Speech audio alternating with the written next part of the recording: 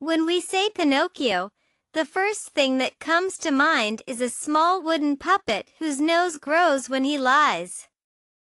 And that is definitely the first association with this fairy tale. We are all well known to the good-natured Geppetto, his dear Pinocchio, and the entire story of a father's love for his son, whom he loved as if he had his own child, and the happy ending when this famous puppet becomes a real boy. But this whole story has a much deeper meaning than it seems at first glance. This is a complex story about growing up and maturing, about the path that each of us must go through in order to be able to distinguish between good and evil. Carlo Collodi, an Italian writer and author of this work, through a series of adventures that his main character goes through, shows us how long and difficult a child's path is to become well-mannered and obedient. Every child carries both good and bad within them, and the temptations they encounter on their journey through life, as well as the malicious world around us, make that path even more difficult. But all of this is necessary for a child to grow into an adult, responsible being. At the beginning of the work, Pinocchio is a naughty wooden puppet. As the pages turn, we follow the transformation of our hero into a good boy. The most responsible for this change are his father and mother. Although they are not his real parents, the craftsmen who carved him from wood and the blue fairy who raised him are the closest thing to parents that this puppet has. His behavior and transformation, as well as the series of events that we follow throughout this work, are greatly influenced by his environment, both malicious and inhospitable.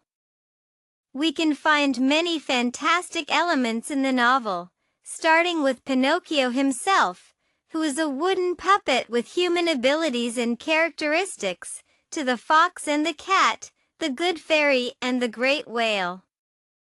Throughout the work, the author tells us that only kindness, obedience and diligence always pay off and are rewarded at some point in life. All those who want to get by without effort, work and some kind of discipline are punished in some way. So Pinocchio was turned into a donkey in order to learn his lesson. The entire transformation of this disobedient puppet into a brave and hard-working puppet, and later a boy, shows us all the human virtues and flaws that are in all of us. The writer tries to warn the youngest that through Pinocchio's mistakes they should learn to listen to the older and wiser, especially parents, because they always want the best for children and are much more experienced.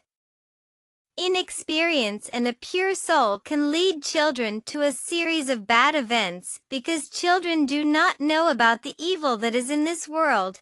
They see the good in everything and think that all people are pure souls like them.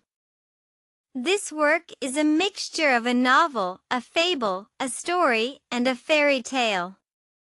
Some parts are realistic, while others are full of fantastic events and motifs.